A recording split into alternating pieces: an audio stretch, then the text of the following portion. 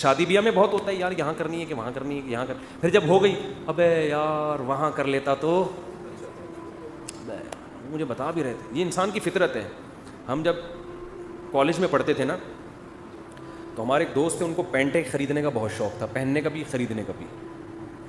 تو ہم S M science college سے نکلتے، یہ بولٹن مارکیٹ میں نا پوری پینٹوں کی شرٹوں کی دکانیں ہیں. ان کے بچے اب تو ماشاء اللہ بیٹھے ہوئے ہیں بیان میں، یہ بیٹھے ہوئے، ان کے ابا کی بات کر رہا ہوں. تو وہ کیا ہوتا تھا، وہ پینٹ خریدی گھنٹہ لگا دیتا، وہ اب تو نیک بن گیا، ان کے ابا کی بات کر رہا ہوں، وہ ناراض نہ ہو جائے. وہ بیان میں ایڈیٹنگ بھی وہی کرتے ہیں، یہ والا قصہ نکالنا دے کہیں، بیان میں ایڈیٹنگ بھی انہیں کے ذمہ ہے. گھنٹہ لگا دیتے تھے وہ ہمارے دوست صاحب پینٹ خریدنے میں، یار یہ والی نہیں، یہ والی، یہ والی نہیں، یہ والی. ایک گھنٹے کے بعد جب خریدی تو اگلی دکان میں جو پینٹ ہے وہ اس سے اچھی، یار یہ والی. یہ انسان کی نیچر ہے، یہ سب کے ساتھ ہوتا ہے. آپ منڈی سے جانور خریدیں، صبح سے لے کے رات تک خریدنے میں لگا دو گے آپ، سودا لے کے جیسے ہی نکلے ابے یار یہ کتنے کا، یہ 80 کا، ابے میں نے 85 میں کیا پکڑ لیا یار. یہ ہوتا ہے. اپنی چیز کے علاوہ دنیا کی ہر چیز اسی وقت اچھی لگنا شروع. شادی کرتے ہی اپنی بیوی کے علاوہ ہر ایک کی بیوی اچھی لگنا شروع ہو جاتی ہے. یہ شادی شدہ لوگوں کے ساتھ مسئلہ ہے. جیسے ہی شادی کریں گے نا اپنی کے علاوہ ہر ایک کی اچھی لگ رہی ہے. یہ ان لوگوں کی عادت ہے جن کا تقدیر پر ایمان بولو نہیں ہوتا. تو آپ نے ہر کام سے پہلے اسباب اختیار کریں. جب کام ہو گیا بھائی اللہ کے لیے، میرے اللہ کے علم میں میرے لیے اس سے بہتر نہ گائے تھی نہ بیوی تھی، ٹھیک ہے، نہ بچڑا تھا نہ بیوی، نہ بکرا، نہ، اللہ کے علم میں میرے لیے اس سے بہترین بکرا کوئی بھی نہیں تھا. اگرچہ یہ صبح سے بک رہا ہے، بول رہا ہے کچھ نہیں. تو اسی طرح جب خوب محنت کرو، جب ہو گئی شادی ہو گئی، اللہ کے علم میں اس سے بہتر میرے لیے کوئی بیوی ہو نہیں سکتی. اس کی خامیاں ہیں یار، خامیاں تو سب میں ہوتی ہیں. ہمارے حضرت فرمایا کرتے تھے کہ جب تک شکر کا جذبہ پیدا نہیں ہوگا، جب تک یہ عقیدہ نہ رکھیں کہ جتنی خوبصورت میری بیوی ہے، چاہے وہ جتنی ٹیڑھی میڑھی ہو، آڑی ترچھی، اللہ کے علم میں میرے لیے اس سے خوبصورت کوئی بھی نہیں تھی. وہ ہوں گی بہت ساری، وہ میرے لیے اللہ نے پیدا ہی نہیں کی. میرے لیے جتنی عورتیں تھیں نا ان میں سب سے خوبصورت یہ تھی. جب تک یہ جذبہ نہیں ہوگا آپ کو سکون. اور عورت بھی یہ سوچے بھائی جتنے میرا میاں کتنا ہی آڑا، ڈینٹنگ پینٹنگ کا بہت کام ہے اس میں، ٹھیک ہے نا، بہت کام ہے، لیکن اللہ کے علم میں میرے لیے اس سے بہتر ہسبینڈ ہو نہیں سکتا. وہ ہوں گے. وہ خواتین کی بھی عادت ہے ناشکری والی. عورتیں اکثر اپنے میاں سے بحث کر رہی ہوتی ہیں، اس کے میاں کو دیکھا وہ تو یہ شاپنگ کراتا ہے، وہ تو یہ خریداری کرتا ہے. اس کے میاں میں جو خامیاں ہیں وہ بیان نہیں ہوتی. ایک صاحب کہنے لگے، ایک خاتون نے کہا کہ بھائی وہ انگریز شوہر ہے، وہ اتنا تھینک یو، اتنے اچھے اخلاق سے اپنی بیوی سے بات کرتا ہے، اور ایک آپ وہ گالیوں سے بات شروع کرتے ہو، گالیوں پہ ختم کرتے ہو. تو میں نے کہا گالیاں والی تو نہیں دینی چاہیے، لیکن اس کو بولو یہ جو انگریز ہوتے ہیں نا، صرف تھینک یو کے علاوہ ایک دھیلا اپنی بیوی کو دے کے دکھائے. تو آپ اپنی وائف سے بولو کہ سارا نان نفقہ میرا معاف کر دو، گیس بجلی کا بل معاف کر دو. پھر اور اس ہر نوٹ کے بدلے میں ایک تھینک یو. نہیں آ رہی بات، ہر نوٹ کے بدلے میں ایک تھینک یو. تو تھینک یو کی گردان پوری بیٹھ کے سنا دے گا. زندگی میں کبھی اس کی پیشانی میں بل نہیں آئے گا. تو یہ انسان کی نیچر ہے. دوسرے کی خامیاں نظر نہیں آتی، خوبیاں، اور اپنے والے کی خوبیاں نظر نہیں آتی، خامیاں نظر آتی ہیں. یہ مرد کے ساتھ بھی ہوتا ہے، عورت کے ساتھ بھی. لیکن جن کی طبیعت میں اللہ نے شکر کا جذبہ رکھا ہے، تقدیر پر ایمان رکھا ہے، وہ کہتے ہیں اللہ کے علم میں میرے لیے اس سے بہتر کوئی بھی نہیں. کوئی اگر تعریف بھی کرے نا اس کے سامنے، عورت کے سامنے، کہ میرے میاں تو اتنے اچھے ہو گئے، میرا میاں، تیرا میاں میرے میاں سے اچھا نہیں ہو سکتا، صحیح ہے نا، اس کو یہ بتایا کریں، سمجھا دیں جا کے گھر والوں کو. اور جن کا تقدیر پر ایمان نہیں ہے نا، ساری زندگی کنفیوز، ساری زندگی.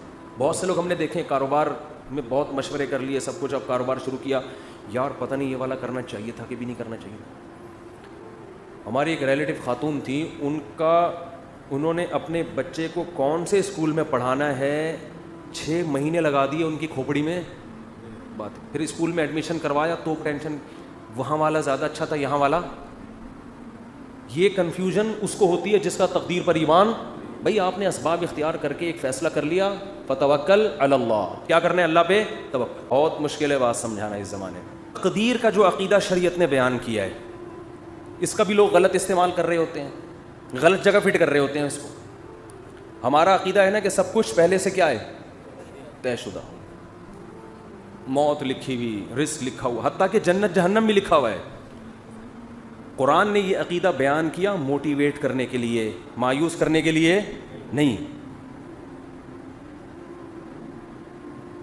ہم کیا ہو رہے ہیں, مایوس, کہ یار جب جنت بھی لکھی ہوئی جہنم بھی لکھی ہوئی تو عمل کا کیا فائدہ, جانا تو جہاں ہے وہیں جائیں گے ہم, ٹھیک ہے نا. جب صحت اور موت لکھی ہوئی ہے تو صحت بنانے کا, جب ہر ایک کی عمر لکھی ہوئی ہے تو صبح جاگنگ کی ٹینشن لینے کا. بے بول لو کیا ہو گیا بھائی. بھائی جب لکھا ہوا ہے کہ یہ بندہ 50 سال میں مرے گا, تھوڑا بڑھا لیتے ہیں احتیاطاً, 80 سال میں مرے گا, ایک مثال دے رہا ہوں, ہم کیوں جلدی مارے ہیں اس کو 30 سال پہلے. 80 زیادہ ہو جائیں گے پھر تو وہ جاگنگ بالکل بھی نہیں کرے گا, 50 ہی کر لو. فرض کرو یہ بندہ کب مرے گا, 50 سال. تو جاگنگ کا کوئی فائدہ ہے صبح صبح اٹھنے کا, کولیسٹرول لیول چیک کرنے کا, شوگر, لڈو, احتیاط, موٹاپا کم کرو, یہ سب ٹوپی ڈرامہ ہے. بھائی موت تو کیا ہے, لکھی ہوئی ہے, لکھا ہوا ہے. ہمارے ہاں بہاری, میں بہاری نہیں ہوں لیکن ہمارے دوستوں میں بہاری ہیں, ان کے ہاں مشہور ہے کہ جب انسان کی شامت آتی ہے تو اونٹ پہ بیٹھے ہوئے آدمی کو بھی کتا کاٹ لیتا ہے, حالانکہ کتا وہاں تک, لیکن جب شامت آتی ہے کتے کو اللہ وہاں پہنچا دیتے یا اونٹ کو بٹھا دیتے ہیں اس کو. ویسے شرافت سے اونٹ چلتا چلا جا رہا ہے, کتے کو دیکھ کے بیٹھ جاتا ہے زمین. بات بالکل صحیح ہے, جب شامت آتی ہے تو ایسا ہوتا ہے. یہ تقدیر کا عقیدہ ہے کہ جو ہے وہ ہوگا, لیکن مسلمان اس تقدیر کا غلط استعمال کر رہے ہیں. غلط استعمال کیا کر رہے ہیں, عمل کا کیا فائدہ جب جنت جہنم لکھی ہوئی ہے. صحت بنانے کا کیا فائدہ جب صحت اور بیماری پہلے سے لکھی ہوئی ہے. کرونا کا ٹیکہ لگانے کا کیا فائدہ, ویکسین کا کیا فائدہ, وہ تو جو مرنا ہے وہ تو مرے گا. اور اللہ بھلا کرے موٹاپا کم کرنے کا کیا فائدہ. بھائی شوگر لکھی ہوئی ہے تو ایک شوگر کے مریض بیٹھے ہوئے تھے ہوٹل میں, بچپن کا واقعہ ہے, وہ چائے میں چینی ڈال ڈال کے نا شہد بنا رہا ہے, پینے لگا تو کسی نے بولا بھائی تجھے شوگر ہے مرے گا. اس نے کہا ابے ان چیزوں سے کچھ بھی نہیں. تب تک انا للہ ہو چکا ہوگا, مجھے غالب گمان یہی ہے. ابے انسان, ایک پھر کہنے لگے انسان کھاتا ہوا مرتا ہوا بھی اچھا لگتا ہے. میں نے کہا ابھی مر نہیں رہا نا اس لیے کہہ رہا ہے, جب مرنے لگے گا کیا کہ یار نہ کھاتا ہوا مرتا ہوا اچھا لگ رہا ہے نہ بھوکا مرتا ہوا. مرتا ہوا کوئی بھی کسی کو اچھا نہیں لگتا, اپنے آپ کو بھی نہیں لگتا. آدمی کہتا ہے میں کیوں مر رہا ہوں. تو اسباب مسلمان اختیار نہیں کرتا, یہ سوچ کے کہ کیا ہے تقدیر میں گارڈ نہیں رکھتے نا علماء. بہت سے علماء کو ہم نے دیکھا ہے, اور آج کل اس کو سادگی سمجھی جاتی ہے, سمجھا جاتا ہے. ہم حضرت جی کے پاس گئے, کوئی گارڈ نہیں تھے, ڈائریکٹ گلے ملے ان سے جا کے, اتنے سادہ اللہ, اتنے نیک. بھائی اللہ بچائے, میں کسی بزرگ کو بے وقوف نہیں کہہ رہا, لیکن عمل سے تو یہی لگ رہا ہے اگر آپ مشہور ہیں اور خطرہ ہے اور آپ کے گارڈ نہیں ہیں تو کیا ہے, بولو حماقت ہے نا یہ. کیا کراچی میں تو ایک جو جس کے نہیں بھی خطرہ ہوتا وہ بھی مر جاتا ہے. کسی بھی وقت کراچی میں کوئی کسی کی جیب میں کسی بھی ٹائم پہ بم رکھ سکتا ہے کہ نہیں رکھ سکتا. یہ آپ کو پتا اتنے ہیروئن چی کہاں گئے, کراچی میں ہیروئن چی ایک دم غائب. مجھے نہیں پتا کہاں گئے, لیکن اڑتی سنی ہے اللہ ہی جانے.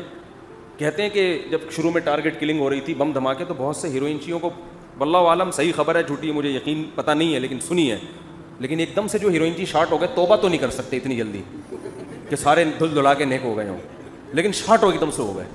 تو بعض خبریں اس طرح کی بھی ہیں کہ بم رکھ کے ان کو جہاں پھٹوانا تھا, کہ کسی نے پیسے کھلائے پہ تو یہ پڑیا لے وہاں چلا جا, وہ وہاں گیا ڈریم بندہ ہی اڑا دیا. واللہ ہو سکتا ہے جھوٹی خبر ہو. تو ان حالات میں مسجدوں میں سیکیورٹی کا انتظام بولو نہیں.